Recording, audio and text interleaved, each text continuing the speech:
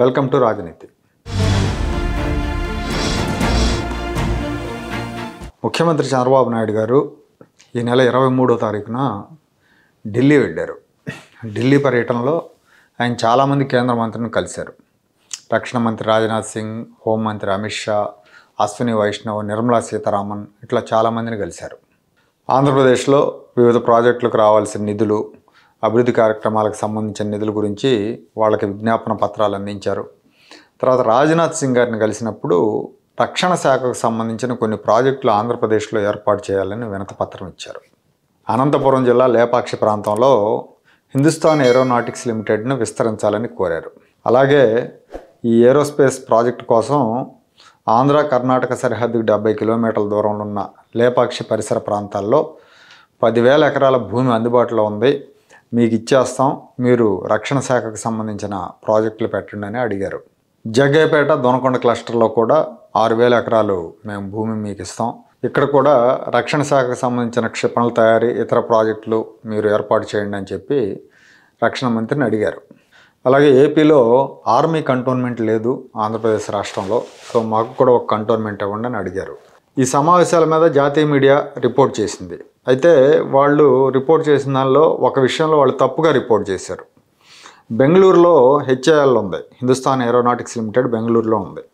అయితే చంద్రబాబు నాయుడు గారు బెంగళూరు బాగా ఇరుకైపోయింది, హెచ్ఏఎల్ విస్తరణకు అవకాశం లేదు కాబట్టి అక్కడి నుంచి హెచ్ఏఎల్ని మీరు ఆ కర్ణాటక సరిహద్దులో ఉన్న మా రాష్ట్రంలోకి మీరు తరలించండి, ఆ ప్రాజెక్ట్ని మీకు 10,000 ఎకరాల భూమి ఇస్తామని చెప్పి చంద్రబాబు నాయుడు గారు ప్రపోజ్ చేశారు, రక్షణ మంత్రిని అడిగారు అని చెప్పి వాళ్ళు రిపోర్ట్ చేశారు.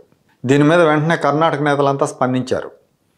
మా రాష్ట్రంలో ఉన్న ప్రాజెక్ట్ని ఆంధ్రప్రదేశ్కి తీసుకెళ్తే మేము చూస్తూ ఊరుకోము, మేము దీనికి ఒప్పుకోమని నిరసన వ్యక్తం చేశారు, విమర్శలు చేశారు. అయితే కర్ణాటక మంత్రి ఎంబీ పాటిల్ మాత్రం నాకు తెలిసినంత వరకు చంద్రబాబు నాయుడు గారు అలాంటి వ్యక్తి కాదు, అలాంటి మనస్తత్వం కాదు, ఒక రాష్ట్రంలో ఉన్న ప్రాజెక్ట్ని అక్కడి నుంచి తీసుకెళ్ళి మా ప్రాంతంలో మా రాష్ట్రంలో పెట్టండి అని అడిగే టైపు కాదని చెప్పి ఎంబీ పాటిల్ అన్నారు. చివరికి డీకే శివకుమార్ లాంటి వాళ్ళు కూడా ఖండించారు, చంద్రబాబు నాయుడు గారు ఇట్లా చేయటం కరెక్ట్ కాదని. కానీ ఎంబీ పాటిల్ మాత్రం ఆయన తనకు కావాల్సింది అడుగుతాడు కానీ పక్క రాష్ట్రం వాళ్ళది తీసుకెళ్ళటానికి ఆయన ఇష్టపడ్డా, ఆయన మెంటాలిటీ అది కాదని చెప్పారు. ఇక్కడ వాస్తవాలు తెలుసుకోకుండా మీడియా ప్రసారం చేయటం, అలాగే దున్నపోతు ఈనిందంటే దోణ గట్టేయమన్నట్టుగా రాజకీయ నాయకులంతా దాని మీద స్పందించడం అనేది మనం ఇటీవల కాలంలో చూస్తున్నాం. సో అందుకే ప్రజల్లో తప్పుడు అభిప్రాయం వెళుతున్నామని చంద్రబాబు నాయుడు గారు మహానాడు వేదికగా దీని మీద ఒక క్లారిటీ ఇచ్చారు. నేను ఆంధ్రప్రదేశ్ కోసం ప్రాజెక్టులు అడిగాను కానీ కర్ణాటక నుంచో ఇంకో రాష్ట్రం నుంచో ప్రాజెక్టులను మా ప్రాంతానికి తరలించమని నేను అడగలేదని ఆయన స్పష్టంగా చెప్పారు. పైగా నా మనస్తత్వం అలాంటిది కాదు, ఒక రాష్ట్రం నుంచి తరలొచ్చి మా రాష్ట్రంలో పరిశ్రమలు పెట్టండి అని చెప్పి నేను ఎప్పుడు ఇంతవరకు ఎవరిని అడగలేదు, అడగను కూడా అన్నారు.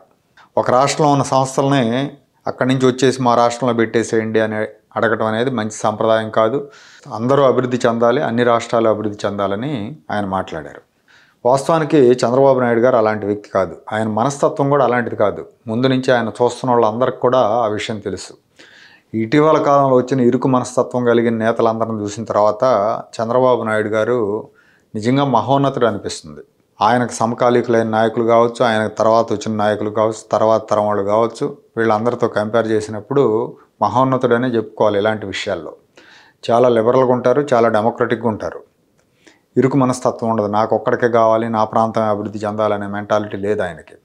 ఇదే విషయాన్ని చంద్రబాబు నాయుడు గారు మిగతా వాళ్ళతో కంపేర్ చేస్తే దేవుళ్ళు అంటాడని ఒక ప్రముఖ జర్నలిస్ట్, ఒక సీనియర్ జర్నలిస్ట్ అన్నారు. తెలంగాణ మీడియా అకాడమీ చైర్మన్గా ఉన్నారు ఇప్పుడు శ్రీనివాసరెడ్డి గారు అని, కె శ్రీనివాసరెడ్డి గారు. ఆయన గతంలో కేసీఆర్ ముఖ్యమంత్రిగా ఉన్నప్పుడు, జగన్మోహన్ రెడ్డి ఆంధ్రాలో ముఖ్యమంత్రిగా ఉన్నప్పుడు ముఖ్యమంత్రుల అపాయింట్మెంట్ కోసం ఇండియన్ జర్నలిస్ట్ యూనియన్ ప్రతినిధిగా అనేకసార్లు అపాయింట్మెంట్లు అడిగినా కూడా వాళ్ళిద్దరు ఇవ్వని సందర్భంలో ఒక దశలో చిరాకు వచ్చేసి ఆయన ఏమన్నారంటే, ఇప్పుడు వీళ్ళిద్దరిని ఆంధ్రాలో జగన్ని, తెలంగాణలో కేసీఆర్ని చూసిన తర్వాత చంద్రబాబు నాయుడు గారు దేవుడు అనిపిస్తూ ఉంది. నిజంగా ఆ రోజుల్లో మేము ఎప్పుడు అపాయింట్మెంట్ అడిగితే అప్పుడు ఇచ్చేవారు ఆయన, మేము తీసుకెళ్ళిన సమస్యలను సావధానంగా వినేవాడు, ముందు పని అయినా కాకపోయినా వినేవాడు. అలాంటి వ్యక్తికి ఉన్న వీళ్ళకి కంపారిజన్ ఎక్కడుందని మాట్లాడారు. చంద్రబాబు నాయుడు గారి మనస్తత్వం అలాంటిది. చంద్రబాబు నాయుడు గారు ఎప్పుడు పక్క రాష్ట్రం నుంచి పరిశ్రమలు లాగేయాలనే ప్రయత్నం చేయలేదు. అలాంటి ప్రయత్నం చేస్తుంటే 2014-19 మధ్యలో ఆయన ఆంధ్రప్రదేశ్ ముఖ్యమంత్రిగా ఉన్నప్పుడు రాష్ట్ర విభజన తర్వాత చాలామంది హైదరాబాద్ నుంచి ఆంధ్రప్రదేశ్కి వచ్చేస్తాం, మేము మా యూనిట్లు కూడా తీసుకొని వచ్చేస్తామని ఆయన దగ్గరకు వచ్చిన వాళ్ళు ఉన్నారు. అప్పుడేదో రాష్ట్రం మీద ప్రేమతో కొంతమంది ఆంధ్ర పారిశ్రామికవేత్తలు. కానీ ఆయన అలా ఒప్పుకోలేదు. దానికి వద్దు, మీరు అట్లా రావద్దు, మీరు అక్కడే ఉండండి, మీ విస్తరణ ఏదైనా ఉంటే ఫర్దర్గా మీ ప్లాంట్లు మీరు విస్తరించే ఆలోచన అవకాశం కనుక ఉంటే వాటిని ఆంధ్రప్రదేశ్లో పెట్టండి అని అన్నారు. కానీ అక్కడి నుంచి పేకొచ్చి మా దగ్గర పెట్టమని చెప్పలేదు ఆయన. ఇది ఆయన మనస్తత్వం, ఇది ఆయన క్యారెక్టర్.